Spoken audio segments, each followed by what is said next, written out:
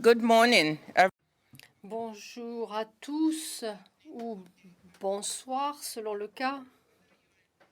Que vous soyez ici dans cette salle, que vous nous suiviez en ligne, je suis absolument ravie de vous souhaiter à tous la bienvenue à ce forum public de l'OMC. Vous êtes peut-être des anciens de ce forum, mais pour ma part, c'est le tout premier en tant que directrice générale. L'organisation hybride aujourd'hui et la limitation très stricte du nombre de personnes autorisées à accéder aux locaux de l'OMC sont le reflet du fait que la Covid-19 reste tout à fait d'actualité.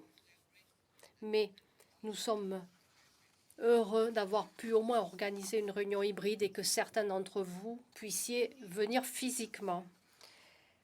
Dans un grand nombre de nos pays membres, la pandémie et ses conséquences sociales et économiques s'aggravent.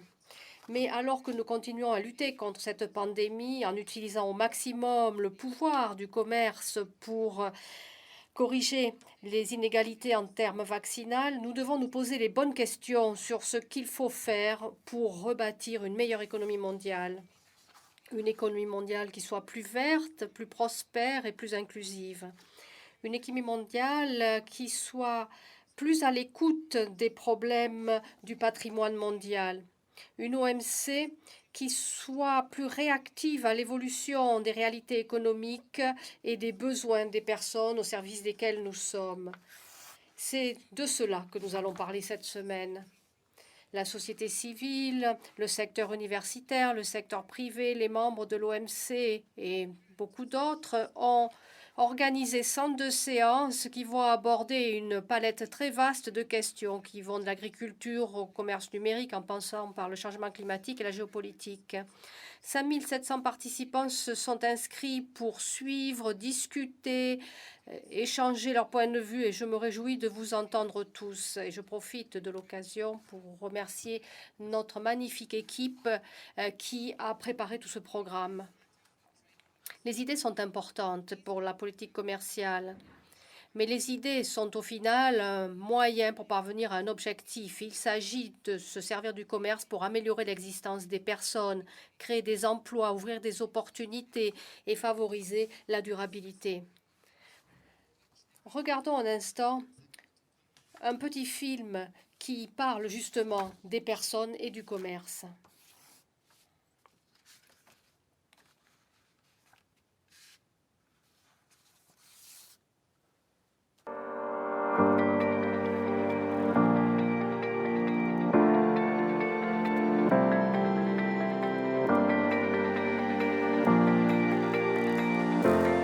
Trade can really connect the world. Back and forth without borders. Trade is about people because it connects them. Trade does affect every single person in the world. I am nothing without you, and you are nothing without me in trade.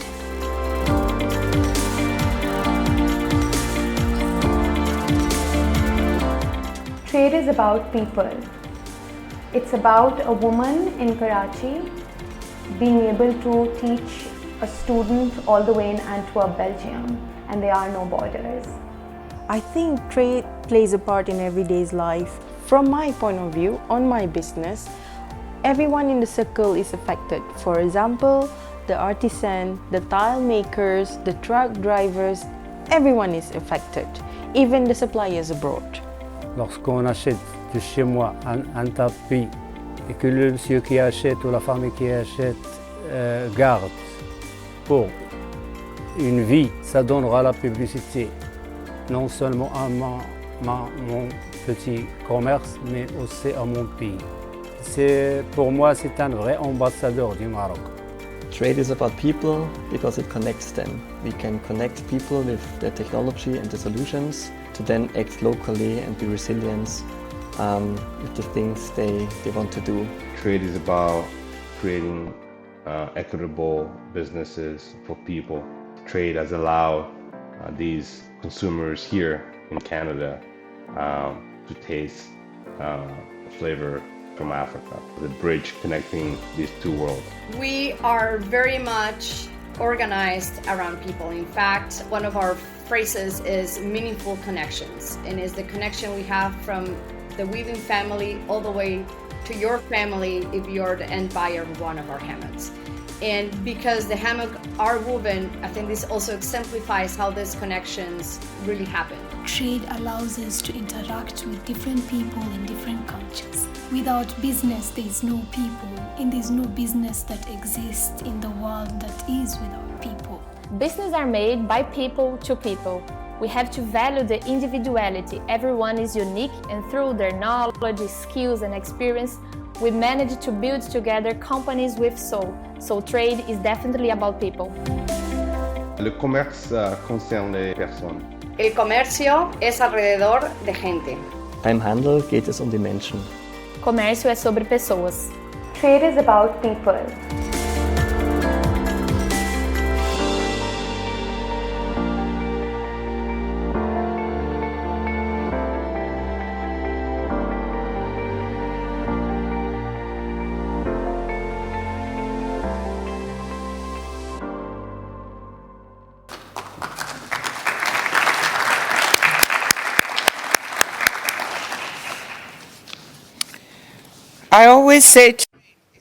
Je dis toujours que le commerce, ça concerne les personnes, donc j'ai adoré voir ce film.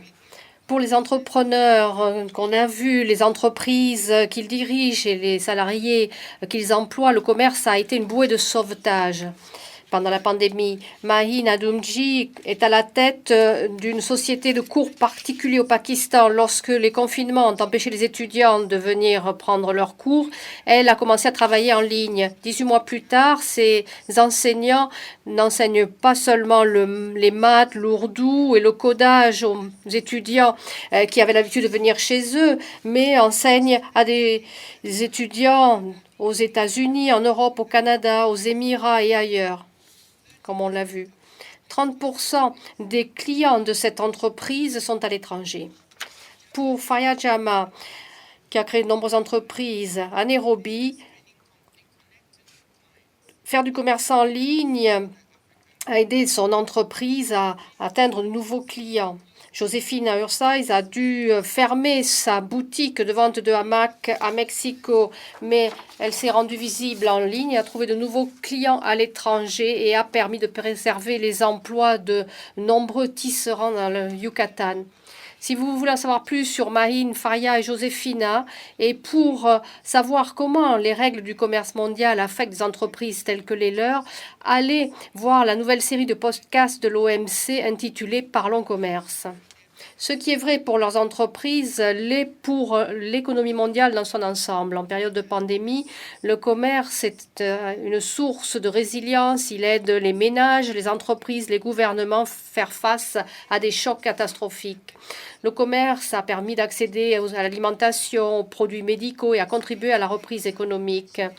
Faire preuve de modération dans le protectionnisme a permis à des mesures budgétaires et monétaires de préparer la relance du commerce mondial dès le milieu de l'année dernière. Le commerce des marchandises atteint de nouveau des niveaux records, les services moins rapidement. Alors que la valeur du commerce des marchandises a diminué de 7,6% en 2020, celui des denrées agricoles est resté stable et la valeur du commerce des produits médicaux a augmenté de 16%. Le commerce des équipements de protection individuelle a augmenté de 50% et celui des masques textiles de 480%. Alors que les chercheurs ont mis au point des vaccins contre la Covid-19 à une vitesse record, les chaînes d'approvisionnement englobant de nombreux pays ont collaboré pour fournir tous les intrants spécialisés et les investissements nécessaires pour fabriquer ces vaccins à grande échelle. La plupart des vaccins contre la Covid-19 ne peuvent exister que grâce aux intrants de parfois plus d'une douzaine de pays. Le prochain rapport de l'OMC sur le commerce mondial examine le commerce et la résilience de façon plus détaillée. Il montre que notre économie mondiale hyperconnectée nous a rendus plus vulnérables aux chocs, les perturbations du commerce, du transport international, des chaînes de valeur et les pandémies, mais aussi les liens nous rendent plus résistants aux chocs lorsque ces chocs se produisent. En cas de problème au niveau local, on peut importer. Alors que nous avons subi la pire pandémie en un siècle, les chercheurs du monde entier ont pu échanger idées et technologies pour mettre au point des vaccins sûrs et efficaces à une vitesse record. Mais il faut bien dire que la situation n'est pas pour autant idyllique. La reprise du commerce est inégale selon les pays et les régions, tout comme l'accès aux vaccins contre la Covid. 100 millions de personnes sont tombées dans l'extrême pauvreté, surtout en Asie du Sud et en Afrique subsaharienne. Près de 60% des habitants des pays développés sont vaccinés, alors qu'en Afrique, on atteint à peine les 4%. C'est dévastateur pour la vie et l'existence des Africains. D'un point de vue moral, c'est inacceptable. Et alors que les nouveaux variants se propagent, ça constitue une menace pour la santé et la reprise économique partout. Le système commercial peut et doit faire davantage pour réduire l'inégalité vaccinale et pour nous aider à faire face aux défis de l'actualité, qu'il s'agisse des océans ou du climat. C'est pour cela qu'il est si important de produire des résultats à l'OMC dans les semaines qui nous séparent de notre 12e conférence ministérielle. Pour rappel de ce qui est en jeu, j'ai le grand honneur de vous présenter notre invité principal aujourd'hui, le président Cyril Ramaphosa de la République d'Afrique du Sud. Avant d'assumer ses fonctions, le président Ramaphosa était leader de file dans la lutte anti-apartheid, dans le secteur des syndicats et celui des entreprises démocratiques en Afrique du Sud. Le président Ramaphosa a joué un rôle vital à la tête de l'Union africaine pour élaborer la riposte solide de l'Afrique à la pandémie. Il a créé la riposte Une seule Afrique avec les autres dirigeants africains, contribué à créer l'équipe spéciale africaine d'acquisition des vaccins et l'équipe spéciale africaine de fabrication de vaccins, tout en soutenant le Centre pour les luttes contre les maladies d'Afrique. Le président Ramaphosa a investi lourdement dans la capacité de fabrication en Afrique, tout en préconisant une dérogation à la propriété intellectuelle. Ces efforts et notre soutien modeste que nous lui avons apporté en coulisses ont permis que Pfizer-BioNTech annonce un investissement dans Biovac, une entreprise sud-africaine dont le but est de fabriquer 100 millions de vaccins Covid-19 chaque année. Je vais maintenant donner la parole à son Excellence, mon frère, le président Cyril Ramaphosa. Monsieur le Président, vous avez la parole. Very much, Your Excellency. Merci beaucoup, Excellences, Mesdames et Messieurs les dirigeants des organisations internationales, Mesdames et Messieurs les participants. Je vous remercie, ma chère sœur, Madame Ngozi Okonjo-Iweala, de m'avoir fait l'honneur de pouvoir prendre la parole en cette occasion importante. Nous avons été absolument ravis lorsque vous avez pris la tête de l'OMC et nous constatons déjà les bienfaits de ce changement parce que vous avez une vision mondiale et vous avez la volonté d'aider les habitants de cette planète à avancer. Le Forum public de l'OMC constitue une occasion unique d'écouter et d'entendre une diversité de points de vue sur le commerce, le développement et le progrès humain. Ceci est particulièrement précieux alors que la communauté mondiale fait face à la pandémie de Covid-19 avec les conséquences catastrophiques en termes de pertes humaines, en termes de santé, de moyens d'existence et de façon plus générale pour les sociétés. Alors que nous réfléchissons à la riposte, ou nous examinons la riposte de l'OMC à la pandémie, je ne peux oublier ce qu'avait dit le président Nelson Mandela à l'occasion du 50e anniversaire de l'accord général sur les tarifs et le commerce. Le président Mandela avait appelé l'OMC à prendre conscience des frustrations des peuples. Il avait souligné l'importance des règles du commerce et de la nécessité qu'elles soient justes. Il avait dit qu'une prise en compte spéciale doit être accordée aux économies en développement et que l'OMC devait contribuer à changer plutôt qu'à protéger les modèles existants de production. Chose importante, le président Mandela a appelé les membres de l'OMC à nouer un partenariat pour le développement par le biais du commerce et de l'investissement. Son message reste totalement d'actualité, tout autant qu'il l'était à l'époque où il a fait cette déclaration. À l'heure actuelle, le monde fait face aux effets catastrophiques des inégalités. L'intelligence humaine a permis de produire plusieurs vaccins contre la COVID-19 sûrs et efficaces, mais l'inertie de l'homme et l'égoïsme ont gravement limité l'accès à ces vaccins pour de nombreux habitants de la planète. Notre incapacité à répondre à l'appel du président Mandela a changé les modèles de production, a coûté au monde des millions de vies et a prolongé la durée de la pandémie.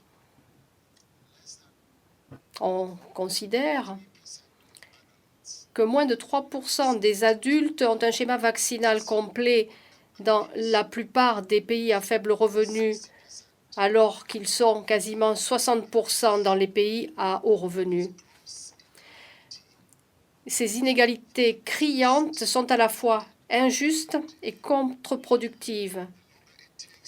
Plus il faudra de temps pour vacciner la population mondiale, plus il y aura de victimes et plus il est probable qu'apparaissent de nouveaux variants et plus il nous faudra de temps pour atteindre une immunité collective suffisante. Le déploiement rapide et équitable de produits médicaux vitaux est la meilleure façon de stopper le virus et de relancer l'économie mondiale. L'OMC a un rôle majeur à jouer en traitant les obstacles liés au commerce et la propriété intellectuelle afin d'augmenter et diversifier la fabrication de vaccins, de diagnostics et de traitements. Une dérogation ciblée à l'accord des APIC tel que le propose l'Afrique du Sud, l'Inde, avec le soutien désormais de nombreux pays, est quelque chose d'urgent pour sauver des millions de vies. Il s'agit d'une réponse proportionnée à la situation exceptionnelle que constitue la pandémie de COVID-19. L'inégalité d'accès aux vaccins constitue un risque énorme pour la reprise économique mondiale. Le service d'information économique de la revue Economist estime que l'inégalité vaccinale va coûter 2,3 trillions de dollars de PIB entre 2022 et 2025. Nous devons donc réaffirmer les principes de solidarité mondiale et le rôle d'un multilatéralisme ouvert et inclusif. On a assisté à une certaine reprise du commerce international depuis le début de la pandémie, mais de façon disparate.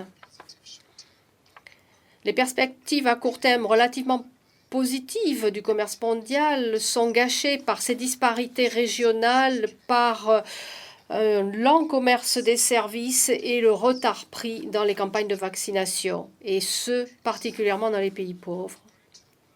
Selon la Banque mondiale, la croissance mondiale devrait atteindre 5,6% cette année, mais deux grosses économies représentent à elles seules un quart de cette croissance. Par contre, dans les économies à faible revenu où la vaccination se fait lentement, les projections de croissance ont été revues à la baisse à 2,9%. La conséquence de cela, c'est que les objectifs de développement durable 2030 des Nations Unies ont connu un fort recul, un recul de plusieurs années. Nous ne sommes pas en train de rebâtir en mieux, comme on en parle souvent. nous ne rebâtissons pas non plus ensemble. Avec les vies et les moyens d'existence de milliards de personnes dans le monde en jeu, l'occasion d'une réponse coordonnée ne doit pas être gâchée.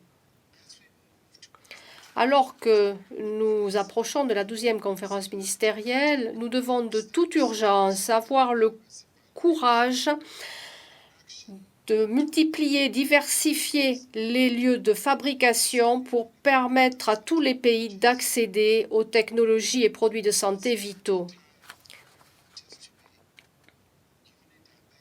Ce n'est pas le moment de ne penser qu'aux bénéfices. Il faut sauver des vies. Les aspirations de l'accord de Marrakech devraient être au cœur de notre action pour préparer la reprise économique post-Covid-19. Nous devons reconnaître que le commerce n'est pas une fin en soi, mais c'est un moyen qui permet d'améliorer les niveaux de vie, de créer de l'emploi et d'améliorer l'existence des gens.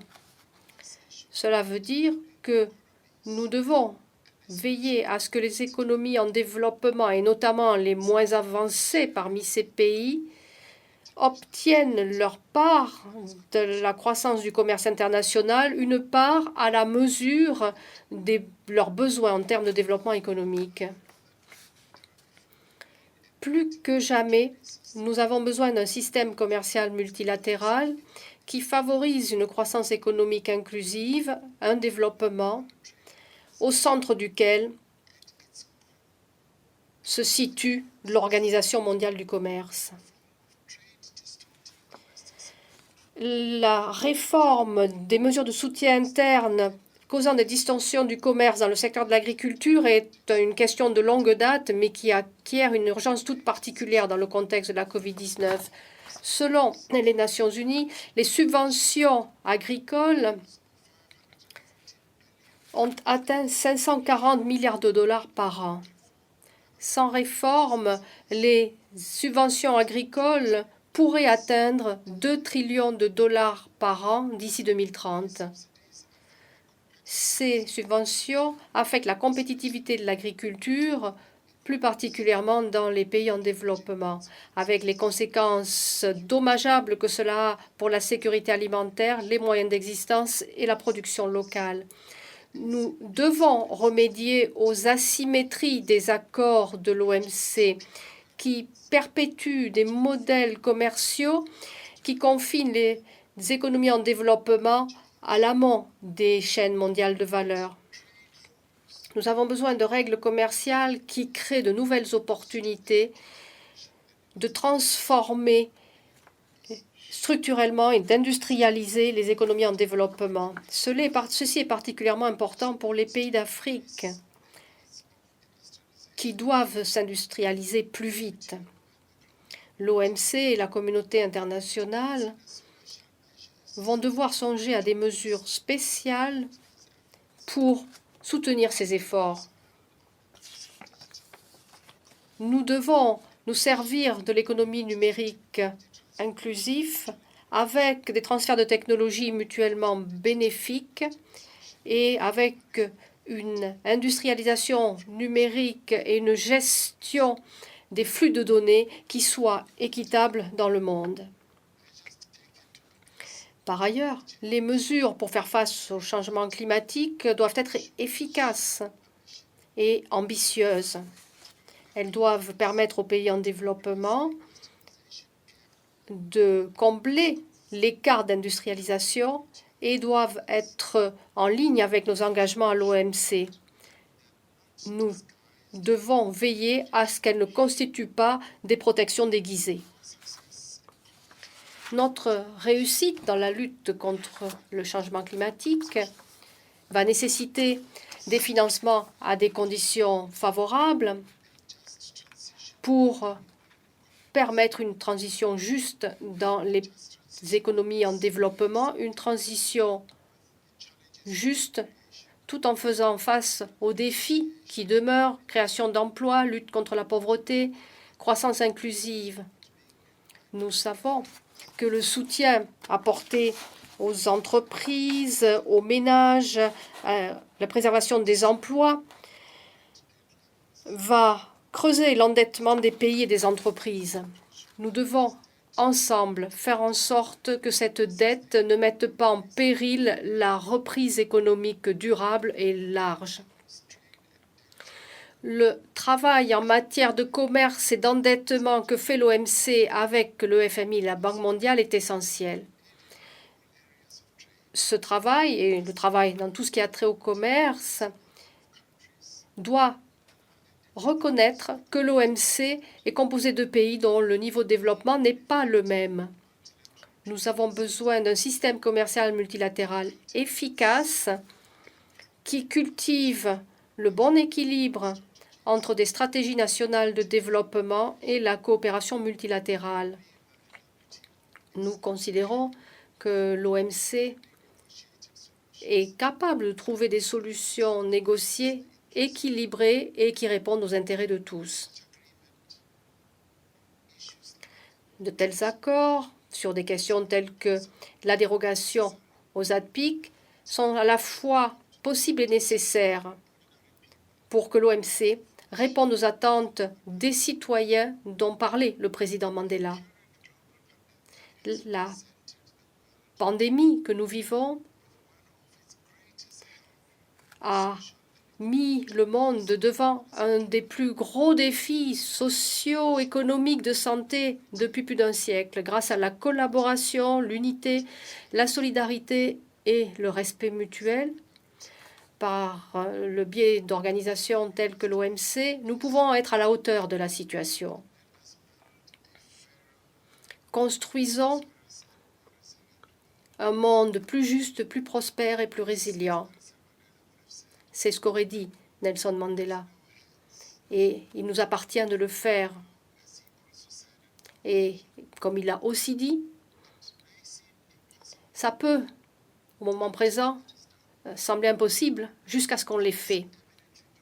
C'est parfaitement faisable et je suis sûre que nous pouvons le faire. Et je vous remercie.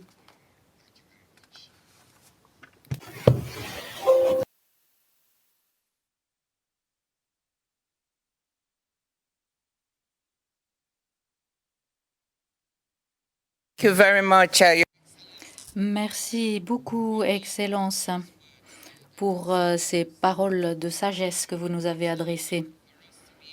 C'est un honneur pour nous de pouvoir vous accueillir, même virtuellement seulement. Nous aurions beaucoup aimé pouvoir vous accueillir ici en personne. Ce sera pour la prochaine fois. Merci. Sans plus attendre, je donne maintenant la parole à notre modératrice de Bloomberg, Haslinda Amin, qui est beaucoup plus compétente que moi pour diriger ce débat. Merci beaucoup. Bonjour, hello, salam, ni hao. Merci de vous joindre à nous, où que vous soyez. J'espère que vous allez bien. La pandémie a secoué le système commercial avec les services qui ont dû faire face au chômage, à la demande. Les effets se sont fait ressentir aux quatre coins du monde. Les entreprises, les consommateurs ne peuvent pas faire face à tous ces retards jusqu'à l'année prochaine. Cela a également approfondi les écarts entre les pays. Ceux qui n'ont pas accès au vaccin payent le prix le plus cher. À l'OIT, l'on a déjà constaté une pénurie d'emplois qui pourrait se monter à 23 millions en 2022. Tandis que la reprise se dessine, comment faire en sorte que nous soyons plus résilients aux chocs à venir? Comment mieux reconstruire de façon plus durable et sans laisser quiconque à la traîne? Nous avons des intervenants éminents aujourd'hui avec nous. Gabriela Boucher, directrice exécutive de Oxfam International qui lutte contre les inégalités et les injustices. Gabriela est engagée en faveur de l'égalité des genres, des droits humains et dans la lutte contre les inégalités économiques. Le docteur Tedros Adhanom Ghebreyesus, directeur général de l'OMS, il est le premier Africain à avoir été élu à la tête de l'Organisation mondiale de la santé. Nous avons également parmi nous Rebecca Greenspan, secrétaire générale de la CNUSED, où elle a été désignée en septembre 2021. Félicitations à vous. C'est la première femme à occuper ce poste dans toute l'histoire de l'organisation. Le docteur Sirka Potting, directeur des opérations chez BioNTech, il a commencé sa carrière comme consultant dans différentes entreprises. Et enfin, Paul Polman, ancien directeur de Unilever, vice-président du Pacte mondial des Nations unies. Il s'occupe des mesures à prendre pour lutter contre le changement climatique et les inégalités. Il est d'avis que le commerce devrait être un atout pour le bien. Un petit rappel pour cette séance de questions-réponses. D'ici 30 minutes, veuillez utiliser la fonction questions et réponses Q&A. Si vous nous suivez sur les réseaux sociaux, que ce soit Twitter, Facebook ou LinkedIn, envoyez-nous les questions en utilisant le mot dièse ASKPF21. N'oubliez pas votre nom, d'où vous venez. Je veux parler de votre organisation. Utilisez tous les canaux. N'hésitez pas à me faire parvenir toutes vos questions. Docteur Tedros, je vais commencer par vous. L'OMS réclame un instrument juridiquement contraignant qui offre un cadre pour une riposte plus coordonnée pour les pandémies à venir. Un instrument qui suscite l'engagement et la participation de tous les pays. Tout cela est en cours de discussion à l'OMS, où l'on parle d'une riposte multilatérale sur le flanc du commerce et de la santé. À votre avis, quelles devraient être les mesures à prendre concernant le commerce pour nous permettre de mieux réagir à cette crise-ci et aux crises à venir? Thank you, Aslinda. Merci, Aslinda. Et je remercie également ma sœur Ngozi qui nous rassemble ici aujourd'hui. Je remercie encore son Excellence, M. Ramaphosa, pour son leadership. Je suis tout à fait d'accord avec lui. Je m'abstiendrai de répéter ce qu'il a dit. Je félicite également Ngozi, qui a été désigné l'un des leaders les plus influents en 2021 par le Times. Nous sommes très fiers de vous, Ngozi. Nous avons besoin d'un leadership fort aujourd'hui plus que jamais. La pandémie de Covid-19 a mis en exergue la fragilité des chaînes d'approvisionnement mondiales. De nombreux pays dans le monde ont mis en œuvre des mesures liées au voyage. Certaines de ces mesures ont retardé l'importation du virus de la Covid-19, mais cela s'est accompagné d'un coût élevé en matière socio-économique, étant donné que cela a encore creusé les inégalités. Parallèlement, cela a empêché la capacité d'intervenir sur le plan médical et le transport d'éléments essentiels pour la fabrication de vaccins. Cette année, nous avons entendu toutes sortes de promesses du G7, du G20 et bien d'autres qui ont appelé à ne pas utiliser des obstacles inutiles au commerce en ce qui concerne les vaccins, les diagnostics, les éléments thérapeutiques, les médicaments. Mais nous sommes encore bien en deçà de ce qu'il convient de faire. En mois de juin, Ngozi, avec le FMI et la Banque mondiale, ont lancé un appel aux leaders du monde afin qu'ils commencent à s'atteler à ce problème avec 50 millions promis pour le commerce afin de favoriser les capacités de fabrication, les flux commerciaux et la redistribution équitable des équipements, des vaccins, des médicaments. Une chaîne d'approvisionnement doit être ininterrompue pour l'acheminement des vaccins. Mais à l'heure actuelle, il y a encore de nombreuses lacunes et blocages tout au long du chemin. 2,4 milliards de doses sont encore nécessaires pour pouvoir vacciner ceux qui en ont le plus besoin. Les agents de santé, les personnes âgées, ceux qui ont des conditions sous-jacentes et autres groupes vulnérables. Les vaccins existent, mais ils ne parviennent toujours pas à ceux qui en ont le plus besoin.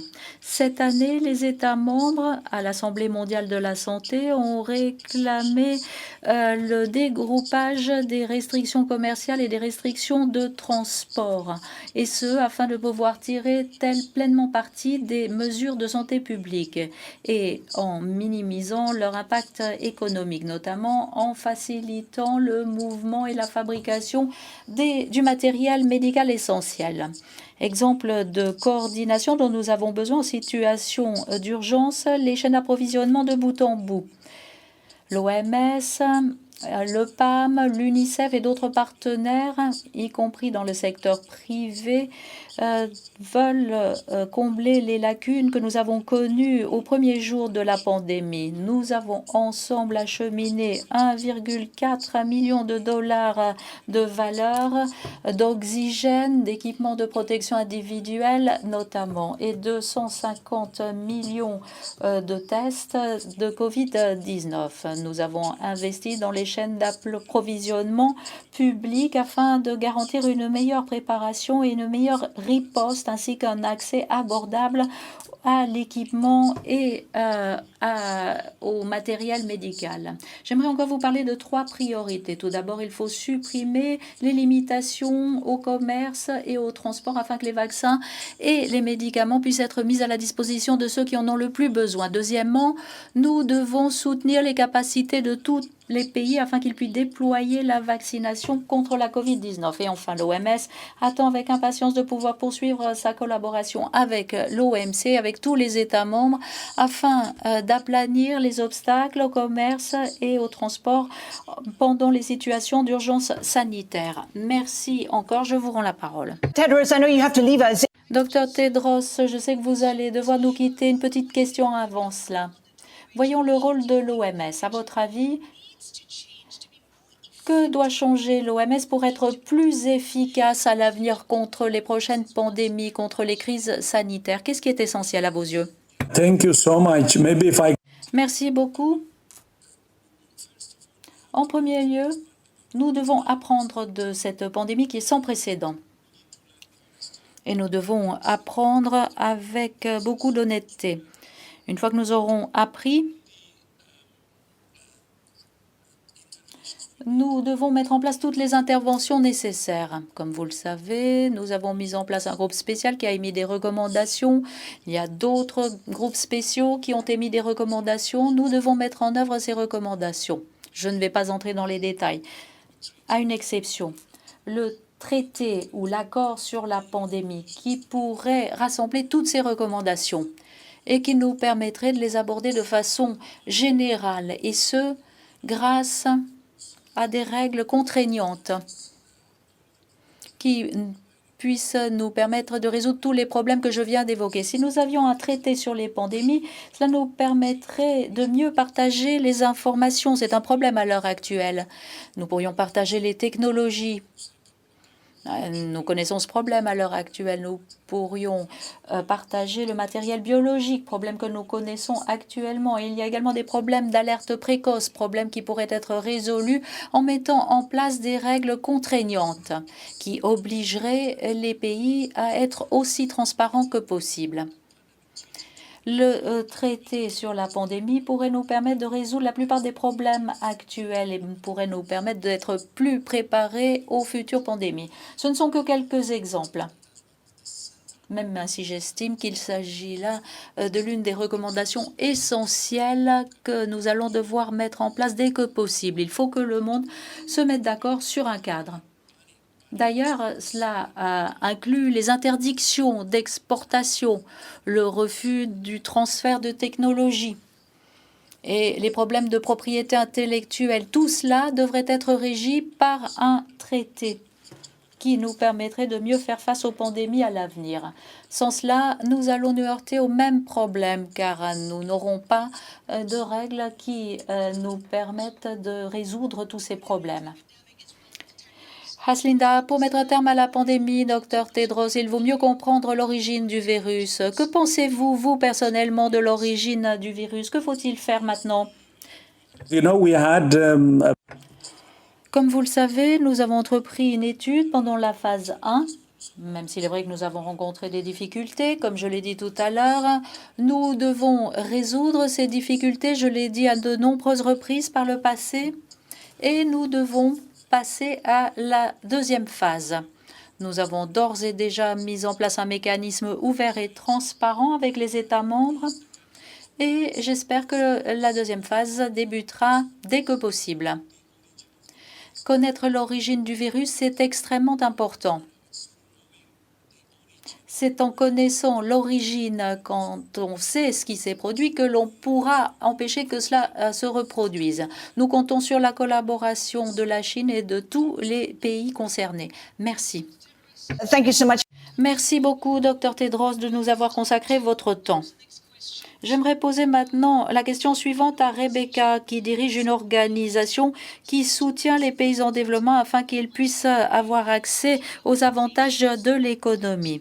À votre avis, l'OMC, la CNUSET, que peuvent-elles faire pour aider les pays pauvres à mettre en place une résilience pour les crises à venir? Et plus précisément, comment les politiques commerciales peuvent-elles nous permettre de mieux nous préparer aux pandémies à venir? Thank you very much, Haslinda. Merci beaucoup, Haslinda. J'aimerais également saluer Ngozi et la remercier de nous avoir tous invités à ce forum public. Tout d'abord, j'aimerais dire que la pandémie a démontré à quel point les règles commerciales et le commerce en général sont importants pour que l'on puisse faire front à une crise.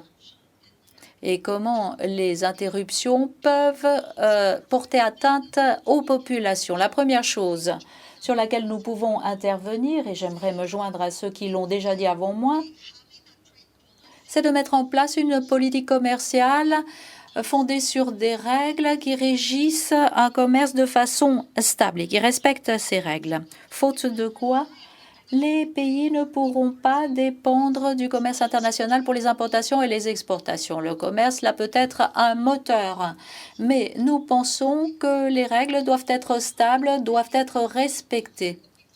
Comme je l'ai déjà dit, avec cette pandémie, nous avons constaté une augmentation des restrictions à l'exportation et des mesures non tarifaires. Le président Ramaphosa a parlé de formes de protectionnisme déguisé. Cela doit être interdit. Je puis vous dire que selon une étude de la CNUSED, les mesures non tarifaires portent atteinte aux pays pauvres et aux PMA. 14% des exportations ont été perdus pour les PMA en raison des mesures non tarifaires. Pour ces pays, se mettre en conformité par rapport à ces mesures non tarifaires, c'est pratiquement impossible. Nous devons absolument réfléchir à tout cela. Et Ngozi en a parlé. Elle a parlé des règles commerciales au niveau mondial, des règles qui, selon le président Ramaphosa, doivent être justes et offrir davantage de possibilités aux pays en développement dans leur lutte en faveur du développement et de la diversification. Ça, c'est ma première remarque. Nous devrions avoir des règles stables, il faut les respecter afin que le commerce puisse être un moteur extrêmement positif pour le développement et en particulier pour le développement durable. Voilà ma première remarque. Deuxième remarque, l'intégration régionale peut être très utile et nous devrions soutenir les programmes qui sont mis en place, ceux qui existent déjà et ceux qui sont en cours d'être mis en place, comme la zone de libre-échange africaine. L'intégration régionale et politique régionale se sont avérées être plus résilientes lorsque nous devons faire face à une crise comme celle que nous venons de connaître. L'intégration régionale peut contribuer à harmoniser les régimes au sein d'une même région et se sont avérées efficaces et plus résilientes lorsque la crise nous frappe.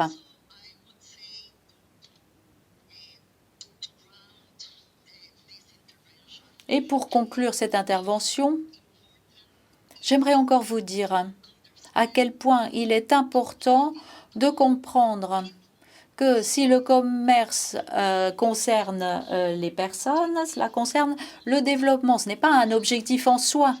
Il faut que ce soit aussi bien le commerce que le développement qui soient pris en compte. Et nous devons absolument aider les pays dans leur lutte en faveur du développement, afin que le commerce puisse être le moteur de l'inclusion et de la durabilité.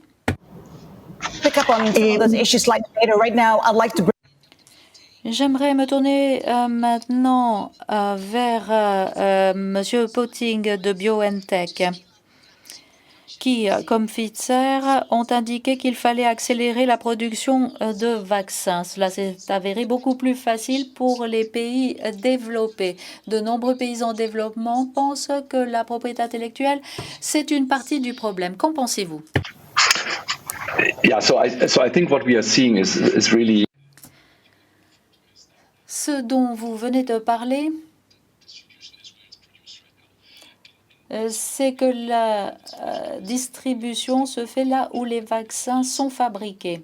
Cela est dû aux capacités de production locales. Il faudrait donc démocratiser l'accès à la santé dans le cadre d'un effort public-privé.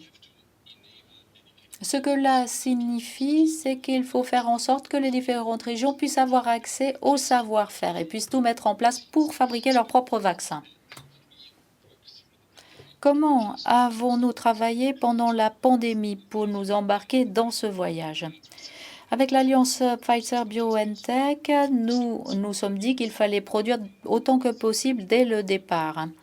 Avec le vaccin, nous avons mis sur place des installations et nous avons incité nos partenaires à effectuer des transferts technologiques. Et nous sommes en train d'ailleurs de multiplier ces partenariats à court terme. Cela signifie que cela aura une incidence sur la disponibilité des vaccins, c'est-à-dire les vaccins versés dans le mécanisme COVAX et les 2 milliards de doses qui seront produites pour aider les pays en développement. 1 milliard cette année encore, produite par Pfizer-BioNTech. Il s'agit donc de tirer parti des installations que nous avons au niveau mondial dans la mesure du possible. Dans notre pays, aux États-Unis, en Allemagne, en Belgique, en Europe, c'est là que nous avons commencé la production et c'est là que nous avons essayé de produire le plus grand nombre de vaccins possible. À moyen terme, et nous sommes déjà en train d'y travailler, nous allons essayer de produire le plus de vaccins parce qu'il est difficile de les transférer vers d'autres pays. Africa, midterm actually because it's needed midterm in the pandemic.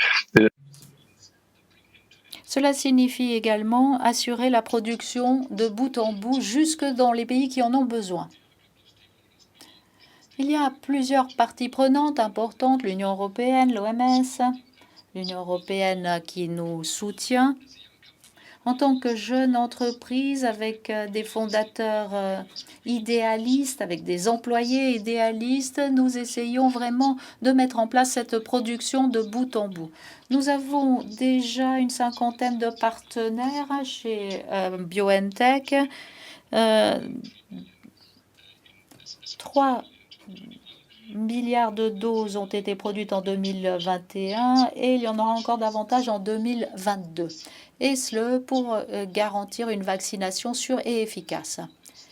Pour délocaliser tout cela, il faut procéder par étapes. Ce qui risque de s'avérer difficile. Rien n'est facile dans ce processus. Nous avons 50 000 étapes de production à mettre en place que nous pourrions délocaliser dans les pays qui en ont besoin. Le Biovac, c'est la première étape. Nous avons d'autres partenaires, Europharma en Amérique latine et avec Pfizer, nous allons commencer cette production. L'objectif est d'amener la production d'ARN messager dans les pays. Nous envisageons également de renforcer les capacités de production au Rwanda et au Sénégal dès que possible pour aider à la production de vaccins dans le cadre de l'Union africaine. En résumé, voilà ce que nous faisons pour redoubler de capacité, mais également pour faire en sorte que la technologie puisse être amenée dans les pays. Cela n'est pas facile car il faut tenir compte des chaînes d'approvisionnement, de l'équipement. Il faut gérer les équipes locales pour leur montrer comment procéder. Voilà donc ce qui a déjà été mis en place et que nous allons maintenant mettre en place de toute urgence dans notre entreprise. Haslinda, vous dites dès que possible, mais dès que possible, cela risque d'être trop tard. Cela peut s'accompagner d'un certain coût. Alors pourquoi ne pas adopter cette dérogation? Cela pourrait être logique. We built up the network. Nous avons mis en place le réseau dès que possible. Dès que possible, cela veut dire que nous avons favorisé les chaînes d'approvisionnement, mais il n'y avait personne sur place qui puisse le faire. Nous avons dû leur apprendre la technologie, mettre en place le transfert de technologie. Nos partenaires de transfert de technologie, les organisations partenaires en Europe, qui sont nos partenaires depuis la fin de l'année dernière, sont encore en train d'apprendre et nous continuons le transfert de technologie vers ces entreprises. Il n'est donc pas facile de pouvoir former des équipes en toute sécurité avec toute la précision possible pour continuer la production sur place. C'est la raison pour laquelle nous avons l'intention d'amener cette technologie dans les pays. Encore faut-il former les gens à cette nouvelle technologie qui a été développée rapidement. Il n'y a que quelques experts. Nous formons des équipes grâce au transfert de technologie.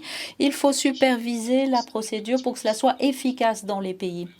Raison pour laquelle nous avons commencé avec Biovac, mais nous planchons également sur d'autres solutions pour que la fabrication puisse se faire en Afrique. Et nous mettons en place des programmes de formation pour y arriver. Merci. Merci, Monsieur Pouting. Je me tourne maintenant vers Gabriela. Nous savons qu'en plus des millions de vies perdues, la pandémie a provoqué des dégâts socio-économiques. 100 millions de personnes, selon la Banque mondiale, se trouvent dans la pauvreté abjecte, le chômage, la pauvreté, tout cela augmente. Oxfam, depuis très longtemps, est une voix qui se fait entendre pour réduire la pauvreté. Quel est le rôle que peut jouer le commerce pour mettre en place une reprise inclusive? A huge thanks Merci Haslinda, merci Madame Ngozi, merci à l'OMC de nous avoir invités aujourd'hui. Comme l'a dit le docteur Ngozi, le commerce, cela touche la vie des gens et nous avons besoin de règles commerciales pour une bonne reprise. Mais je vais être franche avec vous aujourd'hui. La pandémie met en avant les plus graves inégalités à cause de règles commerciales injustes. Et la conséquence de tout cela n'est pas académique. Sur les 6 milliards de doses de vaccins nécessaires, seuls 1% ont été envoyés dans les pays à faible revenu où les gens meurent toutes les minutes. Des gens sont morts et ils auraient pu être sauvés par le vaccin. C'est quelque chose qui nous tient à cœur de chacun. Et moi, j'ai vu le nombre de personnes qui sont mortes en Colombie, mon pays d'origine. En Amérique latine, nous avons 31% de tous les décès dus à la Covid dans le monde. L'année dernière, nous avons vu que la riposte passait par la science et grâce aux investissements et grâce aux travaux de scientifiques brillants, l'on a pu obtenir des vaccins sûrs. La science, c'est donc la réponse à la lutte contre les virus, mais ce sont les monopoles et les règles commerciales qui portent atteinte à ces monopoles.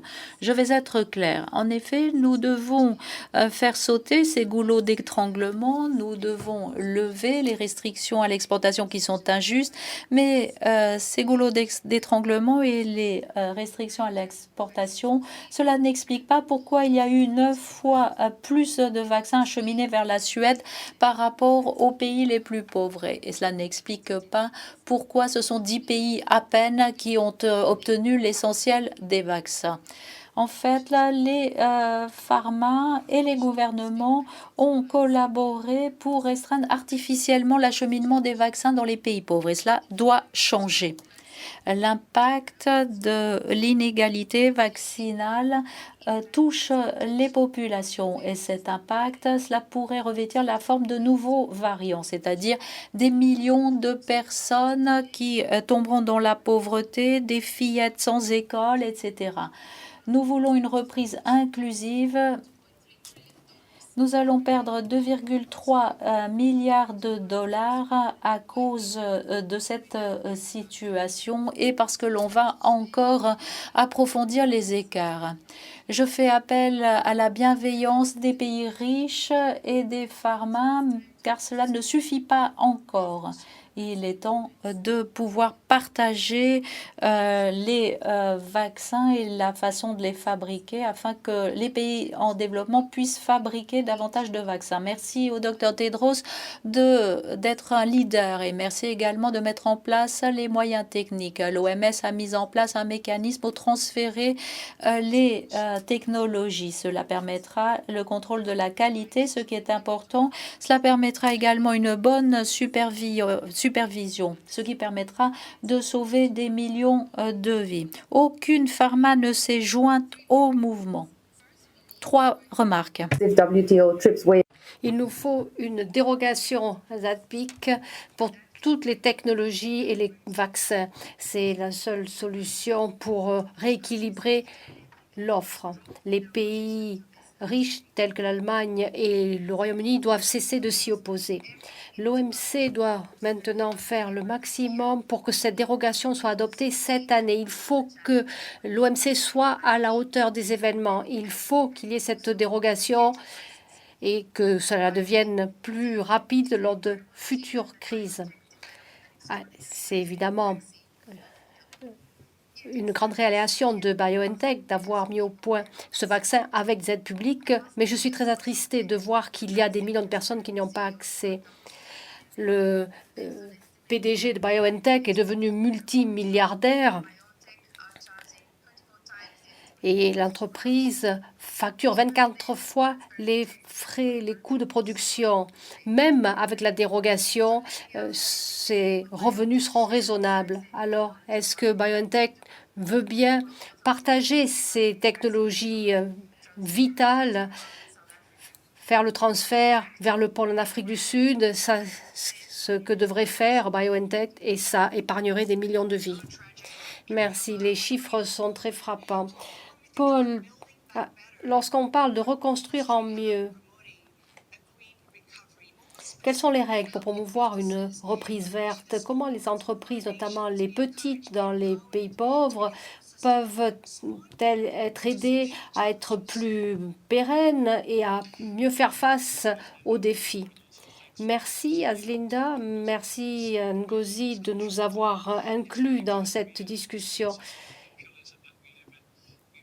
Il est bien évident qu'on ne peut pas faire en sorte que la libéralisation du commerce devienne le paratonnerre de la libéralisation du commerce telle qu'elle est perçue. Il faut que le programme du commerce soit totalement intégré dans l'ensemble des projets. Il faut que le discours évolue. Le commerce doit résoudre la pauvreté, ne pas la créer. On dit qu'il doit résoudre les changements climatiques, ne pas provoquer davantage d'émissions de CO2. Il devrait être propice à une répartition équitable de vaccins, d'aliments ou autres produits essentiels, plutôt qu'y faire obstacle. Et ça commence par la confiance, parce qu'il est bien évident, nous le voyons, que la confiance a disparu. Lorsqu'on voit les 100 millions de financement pour le climat, on n'arrive pas à mettre ça sur la table pour aider les marchés émergents, pour la distribution des vaccins, comme on l'a vu. On n'arrive même pas à trouver le courage de donner à tout le monde un accès juste. La Chambre internationale de commerce a évaluer les perturbations, les mutations qui pourraient être le résultat de cela, pourrait coûter à l'économie mondiale les 2,3 trillions de dollars donnés tout à l'heure. Ça pourrait atteindre les 9 trillions de dollars. Ce qui me dégoûte, c'est que notre incapacité à nous coordonner comme des citoyens du monde fait que nous sommes prêts à assumer des coûts qui sont bien supérieurs par rapport aux problèmes et à ce que nous coûterait de trouver la solution tout de suite. Mettre ces vaccins à disposition très rapidement, à disposition de tout le monde, ce n'est pas juste une obligation morale. Économiquement, ça a du sens. Parmi les suggestions, on pourrait songer à ce que les gouvernements, les organisations internationales qui nous écoutent, l'OMS, l'OMC, réfléchissent à la façon dont on pourrait construire des chaînes de valeur plus résilientes, comme cela a été fait sur le système d'information agricole. Nous pourrions créer quelque chose de semblable sur un système d'information sur le marché de la santé en utilisant les technologies nouvelles, tous les outils numériques. On peut faire beaucoup de choses pour identifier plus vite les goulets d'étranglement et pour que ces vaccins et produits médicaux puissent être au bon endroit le plus rapidement possible. Et l'autre chose, et là je suis tout à fait d'accord avec Gabriela, nous devons traiter cela comme bien commun de l'humanité, ne pas laisser certains s'enrichir aux dépens de tant d'autres. Ça ne fonctionne plus. Et si nous pouvons inventer, mettre au point un vaccin en 9 mois dans ce monde, on ne devrait pas avoir des arguments contre ou des excuses pour ne pas mettre en place les capacités de fabrication et ne pas avoir cette dérogation. On devrait au moins avoir le courage ou la moralité de mettre l'humanité avant les profits. En termes simples, ce que peuvent faire les entreprises, eh bien, beaucoup tournent autour des incitations. Il y a pas mal de bonnes choses qui sont faites à l'OMC, qui a été revitalisée. Par exemple, la discussion structurée sur le commerce et l'environnement va dans le bon sens. Mais si nous voulons une reprise verte pour tout le monde, il faut que les politiques nationales aillent dans le sens de cette bonne évolution des marchés. On voit encore des subventions pour les énergies fossiles, l'agriculture, les pêches. Et là, dans ce cas-là, la réforme des pêches qui sera discutée à la ministérielle, nous l'espérons, marquera un vrai pas en avant vers ce type de solution. Il faut aussi réorienter les aides publiques vers des industries plus responsables, reconstruire en mieux. Le président l'a dit, c'est quelque chose qu'on ne fait pas. Si on voit comment est investi l'argent, on devrait investir dans les énergies renouvelables. C'est là qu'est notre avenir. Et pour terminer, nous devrions fixer des règles de marché pour qu'ils produisent le monde que nous voulons. Nous avons l'accord général sur les commerces et le service qui doit être amélioré, réduire les obstacles commerciaux au commerce électronique, aider les pays les plus pauvres à accéder à l'aide et aux outils et technologies numériques pour être plus compétitifs. Ngozi nous a montré cet excellent film au début qui montrait comment ça peut aider beaucoup à survivre. Nous devons aussi avoir un meilleur accès au marché des technologies vertes. Il n'y a pas que les vaccins. On doit réduire les obstacles commerciaux sur les biens et services environnementaux, ouvrir ces marchés pour que tous les pays aient la possibilité de s'en servir. Mettre tout le monde sur un pied d'égalité est particulièrement important.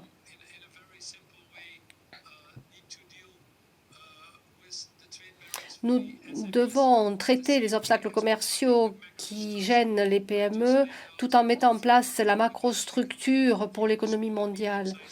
Même les petites et moyennes entreprises peuvent en tirer profit. Mais si vous prenez ces PME plus précisément, on voit bien que la moitié d'entre elles sont dans le secteur alimentaire agricole. 60% sont des entreprises indépendantes, des personnes très pauvres qui vivent avec 2 $ par jour et qui participent à cette chaîne de valeur du cacao, du café, mais qui n'arrivent pas à en tirer une valeur suffisante. Et C'est dû en partie, comme l'a dit le président, aux subventions agricoles qui doivent être réformées. C'est la priorité. Plus de 500 milliards de ces subventions vont totalement à l'encontre de ce qui voudrait être fait. La PAC en est un exemple. Il faut aussi avoir des normes mondiales et plus transparentes pour que les droits humains soient respectés, que des normes de durabilité soient mises en œuvre.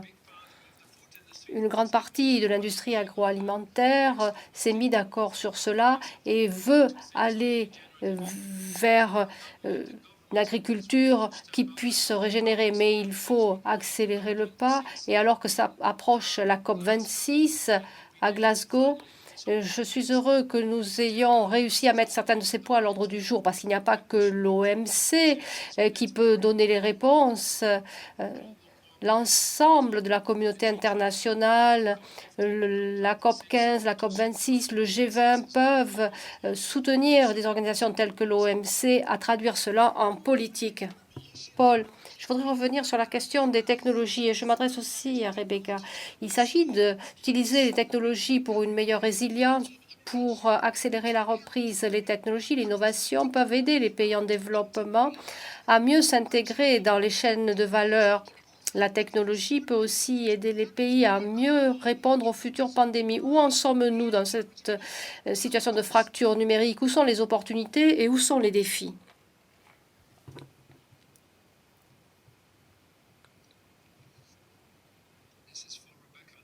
Vous vous adressiez à Rebecca, n'est-ce pas? Oui. Je vérifie si elle est toujours en ligne. Apparemment, elle n'est plus en ligne. Je crois qu'elle a un vol à prendre. Gabriela, alors, à vous. Il y a aussi la question de l'incapacité des pays en développement de participer suffisamment et d'influencer les négociations. Quels sont les changements systémiques qui pourraient amener à la création d'un monde plus juste si on veut rebâtir en mieux? Gabriela? I'm mute, sorry. Je crois que ça commence par la vision. Et le président de l'Afrique du Sud citait le président Mandela. Il disait « ça semble impossible jusqu'à ce qu'on l'ait fait ». Et d'autres de mes collègues l'ont dit. Il faut que des règles soient en place pour faire en sorte que le commerce soit juste et qu'il ait un impact positif en transformant la vie des gens. À l'heure actuelle, le principal obstacle, c'est l'inégalité vaccinale et le manque d'accès. Et on ne peut pas continuer à trouver des solutions qui soient comme ceux qu'on a déjà connus, alors que le monde est dans une situation sans précédent d'un point de vue sanitaire, mais aussi d'un point de vue économique. Chaque jour qui passe, il y a des pays qui prennent du retard, les inégalités se creusent de plus en plus, y compris au sein même des pays, et ça ne peut pas durer. Il faut vraiment qu'on réfléchisse et ensemble. Les solutions, elles existent. Nous avons l'expérience de la pandémie de VIH-Sida. Pendant des années, on a dit qu'il était impossible de transférer les technologies. Malheureusement, il a fallu plus de 10 millions de morts avant que l'on convienne de fabriquer des génériques à des prix plus abordables. Et ça a changé complètement les choses. Nous pouvons maintenant gérer cette épidémie. Même chose pour la Covid-19. On ne peut pas attendre et laisser les pays pauvres en queue de peloton alors que leurs habitants meurent. Nous avons parlé des différentes parties prenantes. Voici une question. Est-ce que la communauté internationale, les gouvernements, le secteur privé pourraient-ils se mettre d'accord sur un délai pour créer des pôles de fabrication de vaccins sur tous les continents en transférant les compétences nécessaires pour qu'on puisse réagir plus rapidement aux futures crises sanitaires? Merci de cette question. C'est justement cela qu'il faut faire. Nous devons transférer la technologie vers les pays. Pour répondre à ce que disait tout à l'heure Gabriela, nous nous sommes engagés à colocaliser avec L'OMS s'épaule au Rwanda, au Sénégal, en Afrique du Sud, et c'est ce dont on a besoin, la technologie avec des équipes locales. Si on amène la technologie, que ce soit un ensemble complet ou quelque chose qui peut être transféré graduellement, si on a une équipe qui forme les personnes sur place, et lorsqu'on a un pôle constitué avec des équipes locales qui ensuite prennent le relais, apprennent à gérer le processus et prennent le relais, cela pourrait fonctionner. Cela, on peut le faire sur tous les continents. En Europe, c'est plus facile. En Afrique, il faut trouver les infrastructures, mais ça va marcher. Et d'ailleurs, c'est ce à quoi nous nous employons. Nous avons le devoir de fabriquer le plus possible à l'heure actuelle, mais nous ressentons aussi la nécessité d'impliquer les capacités de fabrication locales. C'est finalement de l'ingénierie et il faut un plan précis de transfert des connaissances au niveau local pour que cela fonctionne et que la fabrication puisse bien se faire localement. Une autre question d'un participant envoyé par Twitter qui veut savoir la chose suivante. Si BioNTech étend ses partenariats pour améliorer la fabrication, pourquoi ne pas participer au pôle Tech Transfer de l'OMS? We'll co-locate with the WHO. Comme je l'ai dit, nous allons collaborer avec le Centre de transfert de technologie de l'OMS.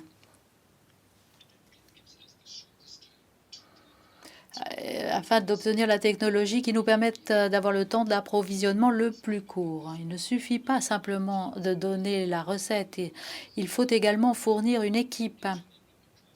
Nous sommes en train de mettre au point une procédure qui soit stable et qui soit facile de reproduire. Une fois que l'on disposera de tout cela, nous collaborons avec le centre de transfert de l'OMS et nous aurons tout le meilleur, la technologie, la procédure et la partie locale qui pourra s'occuper de la distribution avec une équipe locale et qui pourra reprendre le flambeau de la production. C'est la raison pour laquelle j'ai dit que la première étape, c'était Europharma. Il y a également BioNTech en Afrique qui est dans la dernière ligne droite afin que nous puissions travailler sur une technologie résiliente pour le transfert de technologie. Louis Miller pose une question sur la plateforme pour Gabriela. La Covid-19 nous a montré qu'une pandémie mondiale pouvait avoir un impact significatif sur les prix. L'Europe fait face à une crise de l'énergie. Les prix de l'énergie ont une incidence sur tous les aspects de la société, le transport, la production, le chauffage. Et il s'agit d'un élément essentiel du commerce mondial. Que peut faire l'OMC pour préserver le commerce de l'augmentation du coût de l'énergie? Ce n'est pas un domaine dans lequel nous travaillons directement, mais cela démontre bien à quel point tout est interconnecté, à quel point la pandémie a touché tous les aspects de notre vie, en particulier la vie de ceux qui sont les plus pauvres. Les chaînes alimentaires ont été affectées et ceux qui sont au bout de la chaîne alimentaire souvent n'ont pas accès à des solutions. Toute la question, c'est la façon dont tout est lié, la façon dont l'OMC et nous tous pouvons trouver des solutions à ces problèmes. Pour cela, il faut mettre en place une collaboration. Nous nous félicitons que BioNTech ait entrepris cet effort. L'OMS et nous tous le réclamions. Nous réclamions cette collaboration entre tous pour pouvoir franchir ces étapes beaucoup plus rapidement. Chaque instant perdu risque d'avoir des conséquences graves pour de nombreuses personnes qui attendent des solutions. Paul, earlier you talked about COP26. As we head to Tandis que nous nous rapprochons de la COP26, Paul, les entreprises se fixent des objectifs ainsi que les organisations. Que faudrait-il que les entreprises fassent au-delà de cet engagement pour soutenir les chaînes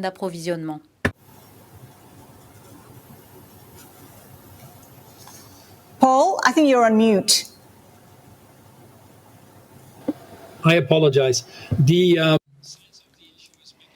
En fait, le problème est bien plus vaste. Il ne peut être résolu par quelques entreprises.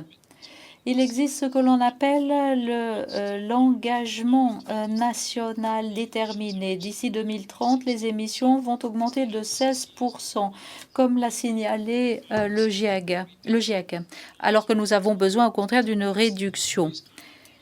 Avec une trajectoire de 2,7 degrés de réchauffement, c'est-à-dire bien au-delà des 1,5 degré fixés dans l'accord de Paris. Le secteur privé est en train d'agir. 20% du secteur privé est en train de conclure des accords conformes à l'accord de Paris pour décarboniser leur chaîne de valeur. Malheureusement, il n'y a toujours pas d'accord concret. Cela devrait avoir lieu d'ici 2030, mais disons qu'il y a de plus en plus d'alliances dans les marchés financiers, dans l'industrie. Nous voyons des leaders montrer que cela est possible. Non seulement c'est possible, mais il faut faire en sorte que cela donne lieu à une reprise économique, la création d'emplois, etc. Cela, nous le savons tous. Ce dont nous avons besoin à Glasgow, c'est des objectifs précis pour 2030, s'engager en faveur du milliard, mettre en place une solution et obtenir des fonds pour garantir l'adaptation et la résilience. L'atténuation à elle toute seule, comme nous avons pu le constater cette année, avec les catastrophes climatiques partout dans le monde, ne suffit pas. Le président Biden, la semaine dernière, s'est engagé à hauteur de 11 milliards de dollars en faveur du Fonds pour le climat. Xi Jinping de la Chine s'est engagé à ne pas financer la construction de mines de charbon à l'étranger. La plupart des pays s'engagent à être zéro net d'ici 2030 ou 2050. C'est un bon signe. Nous devons absolument nous serrer les coudes et faire cette promesse ambitieuse. Le monde nous attend. Si nous n'y parvenons pas d'ici Glasgow, cela fera qu'il y aura davantage de personnes à la rue et davantage de gouvernements soumis à pression. Soyons responsables. Nous ne pouvons pas vivre dans un monde où les enfants agissent comme des adultes et les adultes agissent comme des enfants. Il convient d'accélérer le pas. 90% de la solution dont nous avons besoin d'ici 2030, 90% de ces solutions existent déjà. Cesser les subventions, accomplir le travail, c'est déjà un bon pas en avant. Encore faudra-t-il restaurer, reconstruire la biodiversité, notre façon de produire des aliments, ce qui est une partie essentielle de la solution. We've been talking about how it is all about vaccine access. What do you think we need to do? Concernant l'accès aux vaccins, que faut-il faire pour empêcher que cela ne se reproduise à l'avenir? Et dans le cas de BioNTech, s'agit-il de produire des vaccins pour d'autres variants de la Covid ou d'autres maladies? Back to the local access, so local production. J'en reviens à la question de la production locale. Nous avons besoin de production locale. Nous l'avons appris de cette pandémie. La distribution, c'est important. Il s'agit d'une technologie nouvelle, mais je crois que le monde a appris cette fois-ci. Nous devons mieux nous préparer pour la prochaine fois. Nous avons besoin d'une production qui soit continue. On peut avoir tout à coup besoin de millions de doses d'autres vaccins, mais pour le cas d'une pandémie, nous avons besoin de la capacité à tout moment, raison pour laquelle nous avons besoin d'un réseau mondial de fabrication de vaccins. Dans le cas de l'ARN messager, nous avons des vaccins qui sont utiles. BioNTech vient d'annoncer que nous allions plancher sur le paludisme. Cela ne veut pas dire que nous allons y réussir, mais nous sommes en train d'y travailler. Si nous y parvenons, Cela pourrait contribuer à nous permettre de rester actifs dans la lutte contre la pandémie. Avec 100 cas, l'on peut adapter l'ARN messager pour suivre le même processus de production qui soit adapté aux variants. Une fois que le transfert de technologie aura lieu, l'on pourra, du moins je l'espère, produire de nombreux médicaments ou vaccins ARN messagers pour faire front à d'autres maladies qui se présenteront. Lara Segura vous pose une question, Gabriela. Comment pouvons-nous fournir un soutien du point de vue commercial non seulement aux pays en développement, mais aux groupes démographiques qui ont été affectés différemment par la pandémie, par exemple les enfants et les femmes? Women have been disproportionately. Effectivement, les femmes ont été particulièrement touchées, tout comme les groupes ethniques, les groupes marginalisés. Nous devons donc mettre en place des règles qui tiennent compte de ces inconvénients qui sont historiques et que l'on connaît afin que tous les acteurs puissent participer au commerce. Il s'agit d'aplanir les obstacles pour faire en sorte que chacun puisse participer, en particulier depuis les pays en développement, notamment les femmes et les groupes marginalisés. Et comme je le disais tout à l'heure, le premier obstacle, c'est le manque de vaccins. Moins de 3% de la population dans les PMA y ont eu accès. Et souvent, les plus marginalisés sont les femmes qui sont exclues.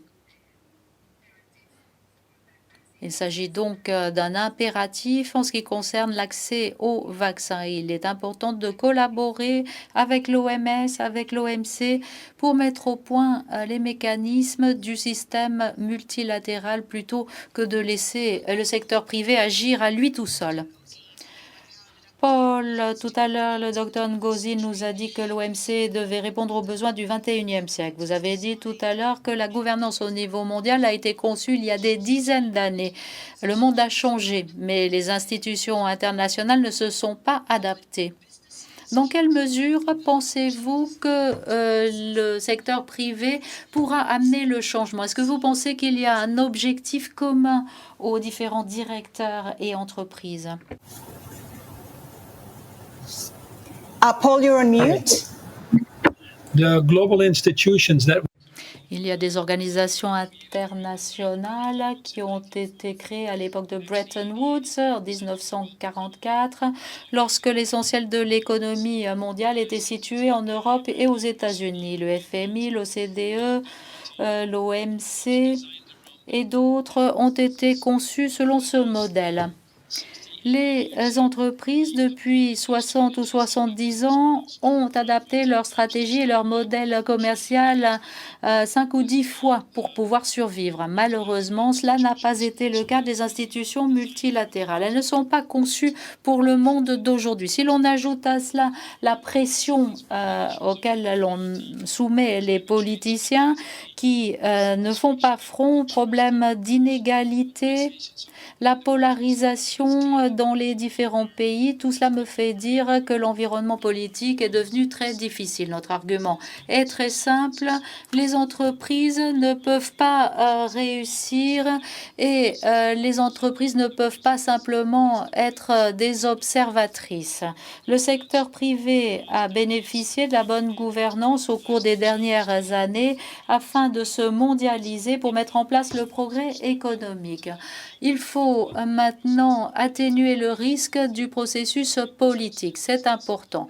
La confiance dans les entreprises est plus élevée que dans les gouvernements. Mais la plupart des gens aux quatre coins du monde s'attendent du secteur privé qu'il participe au changement nécessaire. Rassembler des entreprises dans le secteur alimentaire, le secteur de la mode, dans le secteur du transport et du tourisme, pour mettre en place des secteurs responsables qui montrent quels sont les modèles durables. Tout cela aidera au gouvernement à mettre en place le bon cadre.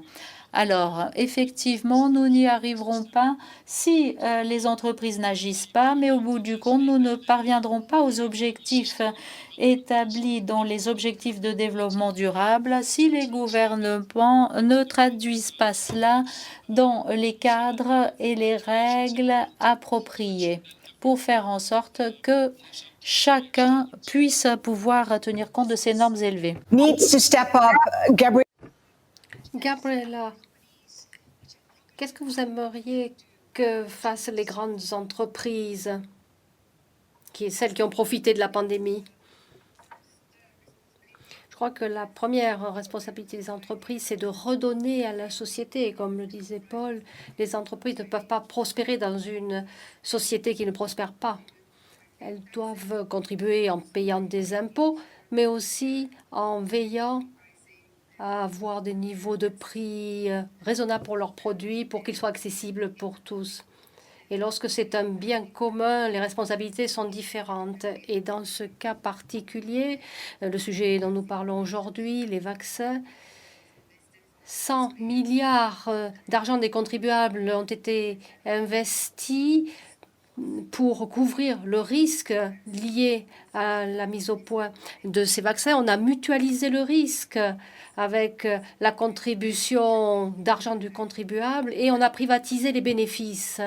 Et ça ne peut pas se faire, ce n'est pas possible. Il faut qu'on comprenne la responsabilité qu'ont les entreprises de redonner à la société. Une dernière question. Docteur Potling. En dépit de la nécessité d'un accès juste au vaccin, est-ce que la dérogation offre une protection des inventeurs? Est-ce que c'est le facteur principal? Le principal facteur, c'est la rapidité. Avec notre partenaire Pfizer, nous avons voulu faire quelque chose qui permette de mettre au point un vaccin qui fonctionne et augmenter la capacité de fabrication le plus rapidement possible. C'est cela qui nous semblait être prioritaire, mettre au point, fabriquer, élargir la capacité de fabrication pour que notre vaccin soit aussi largement disponible que possible. Quatrième priorité, permettre un accès local le plus rapidement possible. Nous voulons une fabrication locale. On a parlé de la confiance tout à l'heure. Nous nous lançons sur cette voie et nous essayons de mettre en place cette fabrication locale le plus rapidement possible. C'est ce que nous faisons et c'est pour cela que nous avons décidé de travailler comme nous le faisons avec des entreprises dans différents pays, Sénégal, Rwanda, Afrique du Sud, en Amérique latine aussi. Et nous essayons de le faire le plus rapidement possible. En tant qu'entreprise, nous avons montré que nous sommes capables de travailler vite. Et c'est ça notre objectif. Faites-nous confiance. La fabrication de vaccins ARN messager local se fera. Nous voulons vous faire confiance et vous croire. Avant de conclure, on nous a dit que tout le monde n'a pas pu suivre la vidéo qui a été projetée au début, ceux qui participent à distance. Vous pouvez la retrouver sur la page YouTube de l'OMC et bientôt elle sera également sur le site web de l'OMC. Gabriela Boucher, Dr. Sierk Potting, Paul Polman, merci. J'ai été ravie de vous recevoir.